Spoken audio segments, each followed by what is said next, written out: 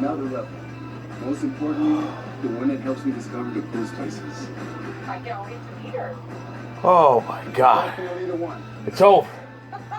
It's finally over. Introducing the all-new. I mean, right now, get 12% APR finance for up to 72 It's- months on 14 models. I can't really describe It it. takes many I can't forms. really describe what I just All witnessed. revealing itself in dramatic. That game was over. Forever. Raiders had a 15-point lead late, and it was under 10 minutes left. I thought, well, they got this. They got this in the bag. Even when the Chargers scored the last touchdown, the first touchdown, I mean, even when they scored the first touchdown, I thought, well, Raiders should still have this. I mean, all they have to do is kind of kill some of the clock, get past midfield, and get the field goal range, and that'll be it. They didn't do that. But even then, Chargers, I think, started with the ball not real deep, but deep enough. I thought, well, they had 2 minutes on all the times, but I still thought they should stop them. That didn't happen. They went to overtime, and that was the worst possible scenario for the Steelers, because that was the test right there. What would happen? Would they phone it in and settle for a draw, or would they actually play? That had me worried. And remember now, I am a Packers fan, but I was emotionally invested in this. I wanted Pittsburgh in so badly, and because it's Big Ben's last year, it can't end with a win in Baltimore that could mean nothing. So, they actually did play, but they did try, sort of. I think the Raiders had it first. They got the field goal range, couldn't get in the end zone, so they end up kicking it and go up by 3. And back at that moment, I was pulling for a defensive stop completely, okay? Because whoever wins, Pittsburgh's in. And Herbert connects with Mike Williams, and he's in field goal range. Right, they're in field goal range. I go, they're in field goal range. I go, okay, you're in field goal range. Keep going. Keep going. Remember, FG in this case doesn't stand for field goal. It stands for fucking go. And they couldn't get it. They couldn't get in. So they had to kick. So they had to kick the field goal and tie. And I go, oh no! This can't happen. This can't happen. This cannot happen. And then the Raiders were doing what looked like fuck all at the start, but they did start moving it. About a 2-minute warning, they would pass midfield. But no one close field goal range. And then I see some bullshit right back. I go, what are you doing? What are you doing? What are you doing? And by that point, I was pissed off. I knew it. I knew they were trying to phone this in and take the tie. Because I remember the head coach said a few days ago, we're not going to go for the tie. We're going to go for the win. And I started calling BS on that. I went, they're going to really take this tie, aren't they? And then it went, but they got enough yards for field goal range. They ran it down to 2 seconds and called timeout. Though it didn't look like he wanted to do. It didn't look like Derek Carr wanted to do it, but he called a timeout and crossword it. I was like, please make this, please make this, please make this, please make this. And he nails the thing. He does nail it. And in the literal final seconds, the Raiders won. And because there was a winner in this game, Pittsburgh is in the playoffs.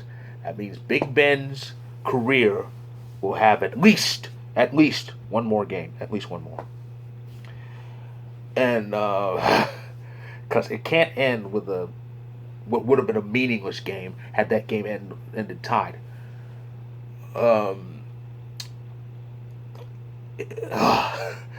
I've watched football for since I was about 7 years old. So I've watched football for about 29 years, close to 29 years.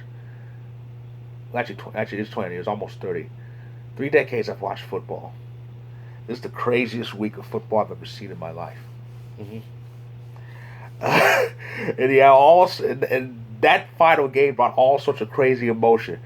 People were pulling for decision. You know, Pittsburgh was pulling for a decision. Some who hate the Steelers were hoping for that tie, and I'm pretty sure some bitter Browns and Ravens fans were like, tie. They're like, no, can't have that.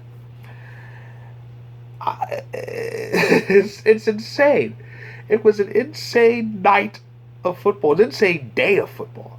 I mean, the Jacksonville Jaguars, they did it. They beat Indy. That's what led to this. They actually defeated Indy. And everybody had it being impossible because it's Jacksonville. They only won 2 games all year. They only won 3 games since the start of last season. But they can now say they won 4 since the start of last season. They beat down the Colts and ended their season. When Boswell made that field goal and got the win, that and the Colts loss eliminated Indy from playoff contention, and they have nobody to blame but themselves. Because for the last 2 weeks, they had the easy win and in scenario. You want to control your own destiny, and they did that. They did that in the 5 weeks of the season. They had full control of their own destiny. All they had to do was win, and they were in. And it's a beautiful thing, control your own destiny, because you don't want to rely on help. Relying on help is a headache. Especially when said help isn't that good. But it worked out for Pittsburgh, though. But it really bit Indy right in the backside. It really did. That team can't win in Jacksonville, no matter how bad that team is. The last time they were in Jacksonville, when they lost, when Jacksonville beat them, that was the only win they had that season. They didn't win another game for the rest of the year. And they wouldn't win another game until they went to London this season.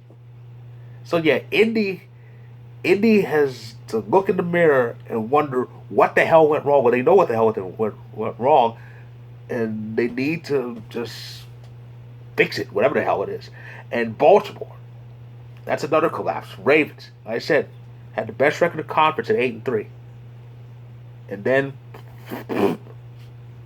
Buccaneers, 6 straight losses to end the season and no playoffs. To me, that's a fireable offense. But they keep saying there's no way Harbaugh gets fired, even though 2 of those 6 losses were his fault. And the first one to Pittsburgh and the one to us, those 2-point gambles that fizzled out when they could have had an extra point to tie the game and possibly force overtime. No, there's a time and place to go all in. Those games weren't it.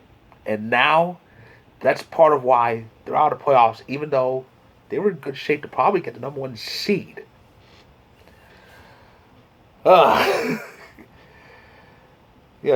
Say the first week 18 since 94, and it's going to be a regular thing now. It's 17 games all the way, every year now. And it was a lot of... See, this is why they added another week, because they wanted this madness. Madness makes money, or as Eric Bischoff would say, controversy creates cash. It was a crazy, crazy week. Everything worked out for Pittsburgh. Nothing worked out for Indy. Nothing worked out for the Ravens. The Bills won the AFC East. They won it before their game ended because the Patriots lost. That's pretty much how it went. Oh, and Tennessee got the number 1 seed. So the road to the AFC goes to Nashville, Tennessee. As for the NFC, the Rams backed into the NFC West title because they lost in overtime, throwing to the 49ers. And they blew a big lead to lose that game too. The Cardinals lost. That's how Arizona. That's how that's how the Rams won the division, because the Cardinals lost at home again. Their 5th home loss this season. The Saints beat up the Falcons, but because of that Niners win, the Niners got the last playoff spot, and the Saints season ends. Though they can take solace in knowing that they have 3 wins against Brady and the person wearing this jersey. And then the Buccaneers won too, and that was for seeding. So pretty much all the seeds are in. All the seeds are in now, and all the matchups are official. In the AFC, the Chiefs host the Steelers. The Bills host the Patriots. That's round 3. And the Bengals host the Raiders. That's going to be fun. Now, I think, of course, the Chiefs and Steelers played each other a few weeks ago. And, of course, Patriots, Bills, that's divisional. Third being the season. I think the Raiders and Bengals, I think they did play. Yeah, they played each other this year. They did. As for the NFC, that's set now. Tampa Bay's number 2. They host the Eagles. The Rams, the Cowboys will host the 49ers. That's right. Like I said before in a previous video I did, it's 2022, and the Cowboys and the 49ers are playing each other in the playoffs. It's like the 90s never left, didn't it? And what else? Oh, yeah. And the Rams and the Cardinals will play each other in their third meeting of the season. So, yeah, that's going to be very, very fun. It's going to be a fun playoffs. I just know it. Oh, and yes, like I said, the Bengals and Raiders did meet in the regular season November 21st, with the Bengals winning that game. As for the NFC playoff matchups, I think the only rematch, of course, is Rams and Cardinals, because they're in the same division. They played each other twice, and they split, but the home team lost both times. Of course, the Packers have to bye, and we lost a meaningless game to Detroit.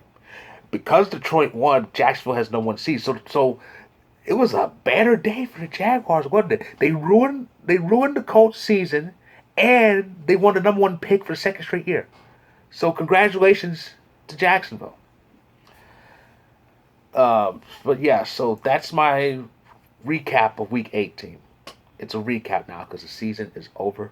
The regular season's done. I've been updating the scenarios bit by bit. Now, as Jim Ross once said in 2003, it's nut cutting time. The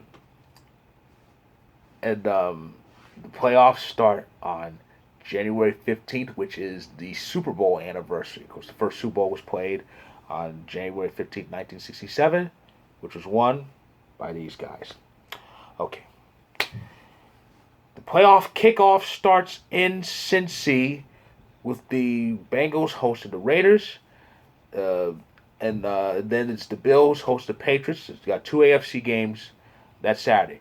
On Sunday the 16th, the Buccaneers host the Eagles. The Cowboys host the 49ers. That's going to be the Nickelodeon game this year. I hope Mike McCarthy gets slimed. But yeah, the Cowboys host the 49ers. And the Chiefs host the Steelers on NBC on the Sunday Night Football time slot. And for the first time, we have a Monday playoff game. It's the Cardinals and the Rams on ESPN and ABC. That's going to be the Monday wild card. That's going to be part of the Super Wild Card weekend.